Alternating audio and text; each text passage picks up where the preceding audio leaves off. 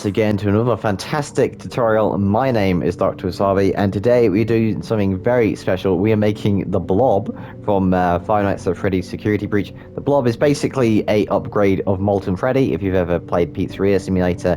So what it's going to be is just this huge mass of tentacles and wires and basically metallic textures.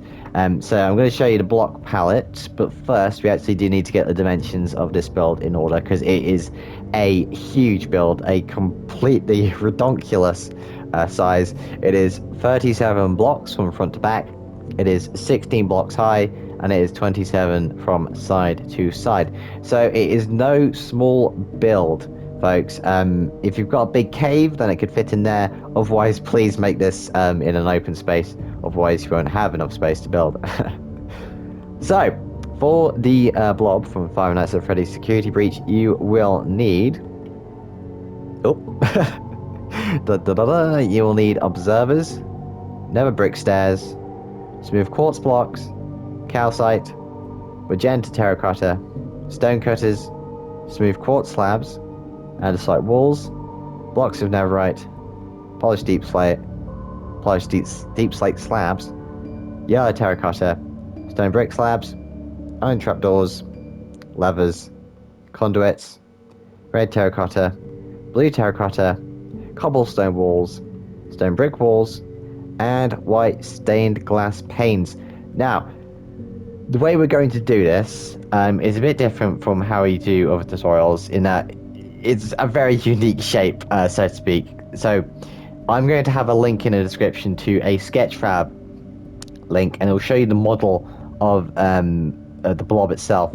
And what we're going to do is I'm going to quickly create the base of the character design, and the kind of processes behind that is that it's easier just to show you the overall shape, just so you can experiment with kind of shapes you're building and see what suits you. Because like, a lot of people will think it's a bit joinky, a lot of people will think it's a bit blunt, and maybe they can do it one step better. So I'm using an element of interactivity, so to speak, so you can have some fun with the build, because there's not much detail that you need to put in per se compared to the other characters we've made.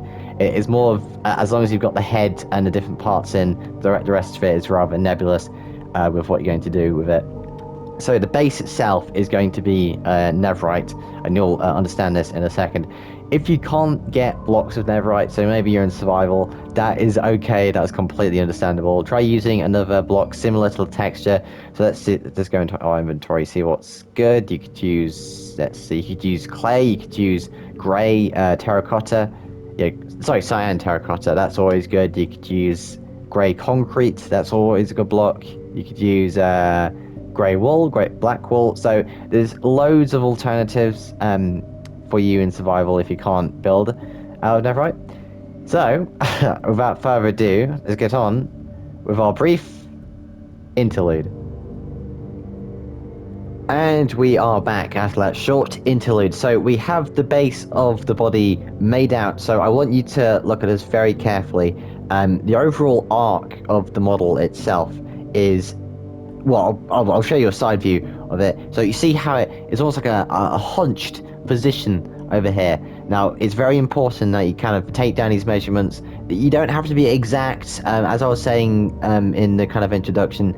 As long as you've got the overall shape here, you'll be fine, honestly. I'll actually be quite interested to see what kind of shapes you've been making up in this kind of measurement. So please post them in the Discord link below. So the overall base is quite flat, so use the polished deep slate slabs around the base and just build yourself up. What I would try and do is just kind of make the circular base itself, and then build up. So it's 2 blocks here, 1 block, 2 blocks, 2 blocks, 1 block, 2 blocks, 1 block, 1 block, 1 block, 1 block, 1 block. So just getting a big view of this build just so you can replicate it, folks. Don't worry, we are going to do a time lapse. It's just that I want to get this out of the way because it is really important, and honestly it would be a bit confusing if I did it in a time lapse, because I mean, it is literally supposed to be representing a mass of tentacles, which doesn't really have any design or pan. So that's the kind of reasoning behind it. And the second thing you need to do is once you've kind of made your base out of netherite, using these kind of measurements here, let me just go here. So that's 3 blocks, 4 blocks, 4 blocks, 1 block, 3 blocks, 1 block, 1 block, 2 blocks, 2 blocks, 1 block, 1 block, 3 blocks, 2 blocks. Okay, so when you've done the netherite base, you're going to use your polished deep slate, and you're just going to, nothing too fancy, you're just going to make them kind of slide down the edges here, make them kind of go in a flowing motion. You don't have to be too precise, as long as they're kind of going down off the base. It'll add to that detail of the kind of wires you're seeing here. So just gently down all the way to the bottom. You can even arc different cables, so perhaps there's one cable that goes all the way down, perhaps halfway through you can add a cable like so, like this, just going down, lovely jubbly. And just keep doing that around the base until you have this kind of textured effect where you have all these lines of different materials going down. And what that does, it kind of gives it that extra bit of detail, because just the base itself is kind of boring. And of course, when you look at the model in the Sketchfab link in the description below, it is full of different kind of textures, like rings from the tubes and things like that, as long as the metal textures, which we'll get from the blocks of netherite. So it just adds that extra bit of depth over here. Now, the final thing you actually need to do is add these little, well, I like to call them like little tendrils poking out. So what you do, you just, any place is fine. You just kind of do a little curve and then finish off with a few polished deep slate slabs. And just do it, I'll say around 4 times around the base, just so you have a decent coverage. So you could be experimental, you could have it going all the way out, depending. It's all due to your imagination, folks. So, again, very different, but the same concept. You're just rolling it up into a curve, just so it has that lovely tendril effect. And the same thing here. You don't have to do a tendril. It could just be like a very kind of long tendril poking out the side. You don't have to be exact. It's all about using your imagination, folks. There, doesn't that look good? It just adds that extra bit of kind of believability, because when you see it in the game, there's all sorts of tentacles and wires coming off this creature, so it just adds that extra bit of detail. Now, if there's anything else you want to do, let's see what textures we've got here. One thing you could do is get some, well, let's get some andesite walls, and let's see, stone brick walls, yes. On the kind of arc, I like to call it the neck, so to speak, we can put some cables over here, because if you look at the model, there is a load of cables.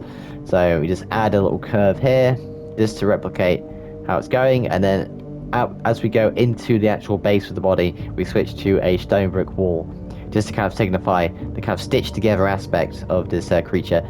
So just like that, lovely jubbly. And don't be shy just to put it here. You can kind of stretch the cables out over here. You can even put them across the body if you so wish. It's up to you. I really want to see how people go along with this, because I'm really interested to see the kind of different design aspects that people choose. And again, it's kind of like a make your own molten monstrosity, so to speak. But it does look detailed in the end when using one of these blocks, because honestly, when it comes to a point when a character isn't really anything kind of humanoid, it's more a mass of things with a face on it, it's better to have a lovely textured pile of blocks than an actual body. So that is just around the same as, well, the original that I built over there. Just wanted to get that past you folks, so you understand what's happening, because it may be a bit jarring not having a time lapse, but that is for a reason. It's because you won't be able to follow, because honestly, I tried to do this in the time lapse, but you literally can't follow it. It's just randomized block until I have this shape here. So this is much better shape, in my opinion, and I hope you like it. So that is the base of the build so far. What we're going to do, we're going to go into a proper time lapse and add all the faces, and of course the Freddy the Funtime Freddy mask that the Blob has, along with the different parts, which obviously make it such an interesting character, because it's literally made out of animatronics from the museum in the Mega Pizzaplex. So we'll get along with that. So without further ado, let's get on with our time lapse.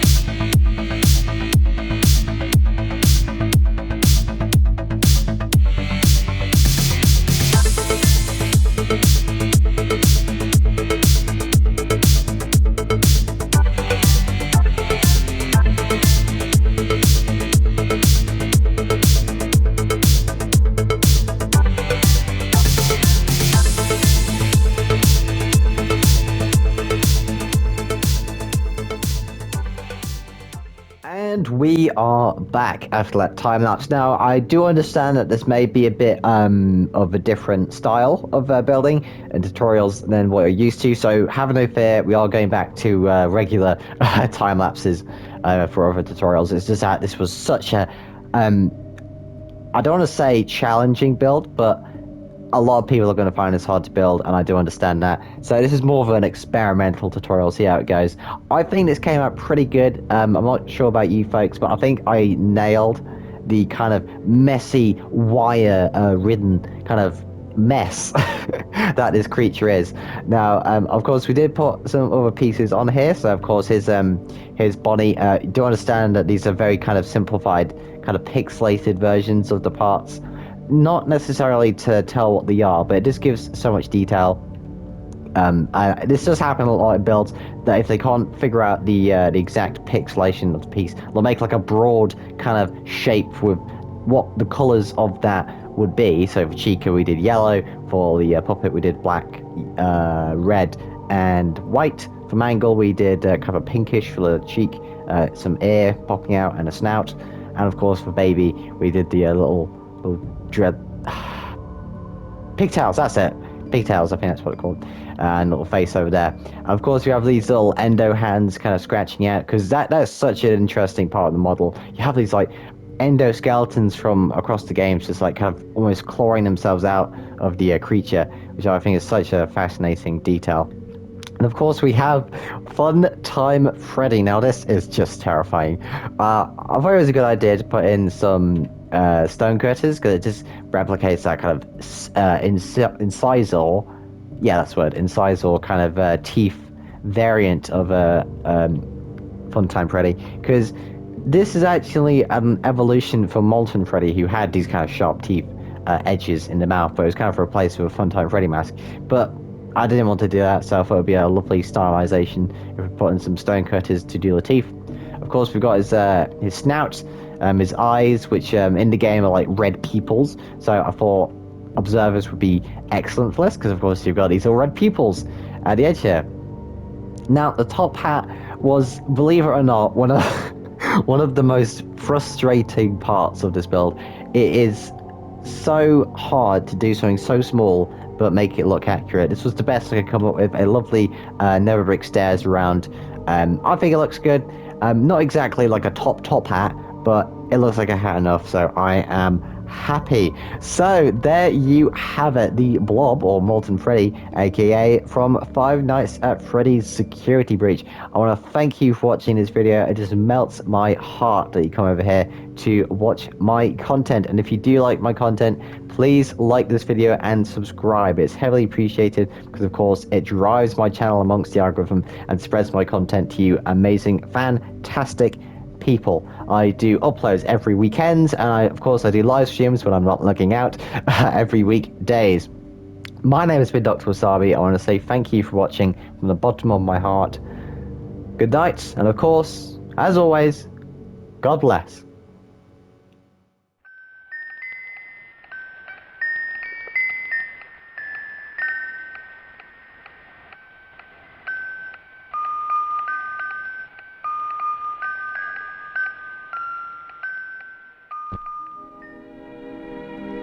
And now, folks, it's time to say goodnight. We sincerely appreciate your patronage and hope we've succeeded in bringing you an enjoyable evening of entertainment. Please drive home carefully and come back again soon. Good night.